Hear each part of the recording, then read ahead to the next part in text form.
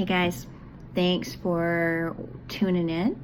This is the inaugural episode of Michelle Gets Healthy, and I am going to be your hostess, Michelle. I am 50, I am divorced, I live in Texas, I am 5'8", and last week at the doctor I weighed in at 266 pounds. 266 pounds. This is not my highest weight, and that's kind of depressing to say, but I have been even 20 pounds heavier than I am right now. I'm a mom of two. I'm a military mom. My son's in the military. He's the apple of my eye. I'm so proud of him and everything that he's done. My daughter's in high school. She's stunningly beautiful and I have just been so blessed with both my kids. They're just great kids. And I didn't expect that because my mom wished for me to have kids just like me. So my two kids are great. I have been considering this surgery for about 3 years now. 5 years ago, I was diagnosed with multiple sclerosis. I have relapsing recurring MS.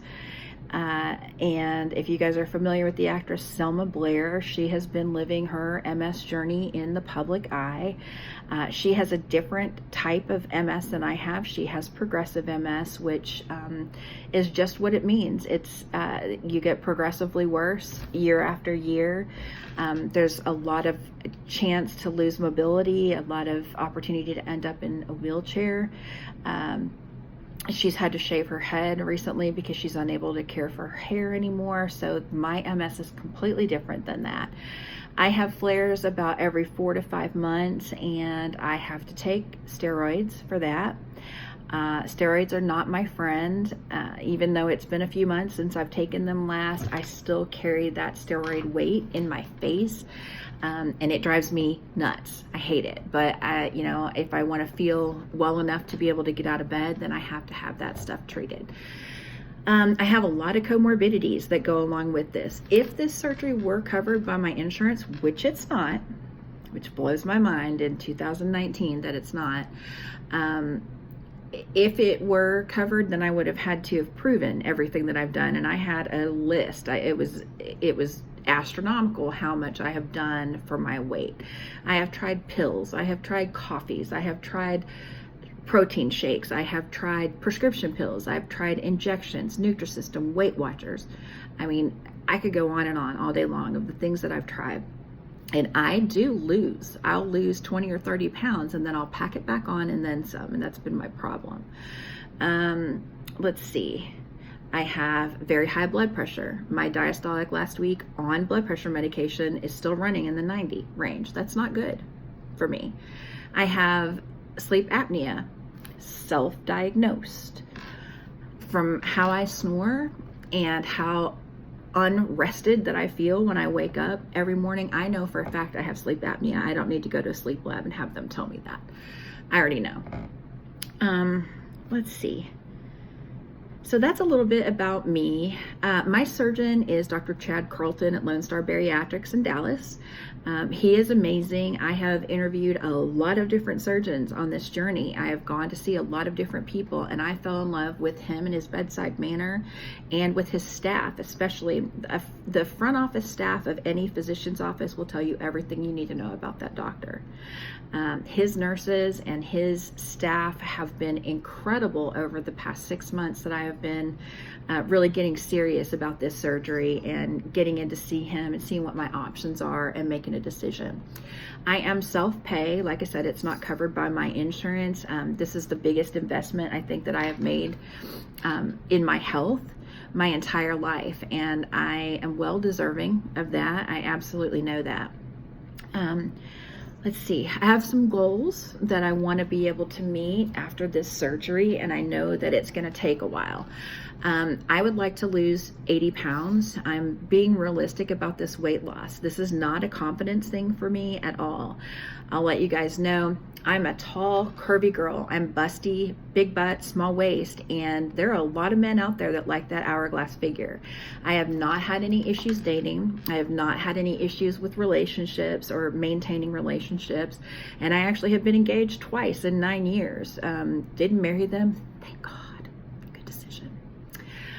So it's not an issue that, men don't find me attractive or that I'm too fat to date. That's not it at all. What I did get sometimes though, and trust me, I ended discussions at that time, is men would, my pictures are all up to date. It's my face, my hair color changes. I go from blonde in the summer, spring and summer, to more of a brunette in the fall and winter. I am very honest about my pictures. There's no filters on them, anything like that. But I will meet up with men and they'll go, "Oh, you're bigger than what I expected." Well, yeah.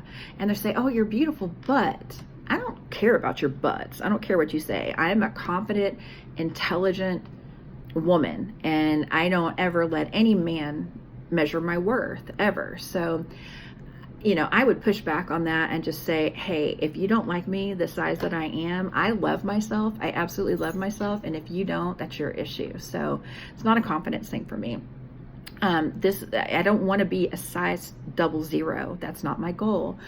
80 pounds is reasonable to me. If I lose more than that, great, but I don't want to be below 150. I'd like to maintain it about 150 to 175, which is the weight that I was at when I met my kid's dad when I was 24. And that has been a goal weight of mine for a long time. So goals. 1, I want to get in the gym. Y'all, I hate the gym. Just for me to even have that word in my vocabulary, I want to get to the gym. I hate it. But I know that it's something that I'm going to have to make a part of my lifestyle moving forward to be able to maintain the weight and to get the level of tone that I want back in my legs and my arms and things like that. So that's really important to me, to be able to have enough stamina to be able to go to the gym, but go to the gym and do what I need to do for cardio to be able to be healthy and build up that stamina, and for toning to be able to get that back. 2, I want to be able to dance. And I can dance right now. Trust me, I can dance. I've been dancing since I was a little girl. Ballet, tap, jazz, drill team. All my life I've been dancing. I'm an excellent country dancer and I can salsa dance, but the salsa and any type of swing dance, even the two-step around the circles that we have here in Texas, requires stamina. And that's something that I don't have. I'm out of breath, I'll be sweaty. It's just not pretty. It's not pretty. So I could do it. I have just chosen not to because I don't like that feeling. Stamina also to be able to, walk around and do things and hike with my kids. That's important. So I'll say that's 3, is to be able to do activities with my kids that I can't do. I would love to be able to get up and roller skate again, or ice skate. I would love to be able to do some of those things. But right now, with my weight and my size and my lack of stamina, those are probably not good ideas. Probably not good idea because I have had multiple back surgeries too. I have multiple, like I said, I have a cage in my back and screws. My L345 is fused completely. Hence the reason I'm no longer 5'10" and I'm only 5'8". I literally shrunk after my back surgery. I have a back stimulator in my back that is supposed to block the pain, and it only does about 50% of the time, but that's a story for another day. I think once I get this weight off, the pain, the chronic pain that I live in every day from my back and my knees will be hopefully a thing of the past. And maybe I can have this stimulator removed from my back, which would be excellent as far as I'm concerned. Dresses. I don't wear dresses, and you'll find that's a common theme with women who are bigger and curvier, is that we're not a fan of dresses. When I put it on with my chest, I feel like I'm wearing a gunny sack, even if it's tapered at the waist. I just don't like the way that dresses make me feel, and I would love to be able to wear a dress that I know that I look good in. So that's a goal of mine. And sleeveless shirts is also a goal of mine. I'd like to be able to wear sleeveless shirts again and not have to worry about that kind of stuff. I want to get my health under control and to have all of my blood work come back, my triglycerides and my cholesterol to be under control, my blood pressure to be under control. There are a lot of things that go along with high blood pressure that you don't even realize. And I just want to be able to know that I'm not a ticking time bomb. My entire family is type 2 diabetic, everyone. Ticking time bomb for sure for me. How I am not already diabetic with my insulin out of whack, I don't know, but I am nipping this in the bud and getting it under control before I end up on insulin, because everyone in my family, both sides, grandparents included, were type 2 diabetics. So I have been able to avoid that. Don't know how with my diet and lack of exercise, but here we are, and hopefully I can nip that in the bud. Talked about my surgeon already. So my surgery is scheduled for September 3rd, day after Labor Day, so 2 weeks from tomorrow. I couldn't be more excited, but I can tell you I am also terrified. The thought of only drinking liquids for the next 2 weeks, I'm not a fan of that, but it's really important to get a liver kit and to take care of your liver and shrink it as much as possible, so there's easy access to the stomach and there are no complications during surgery. So I know the importance of that, and I will absolutely stick with it, but I am going to be grouchy as hell. I'm going to tell y'all that right now.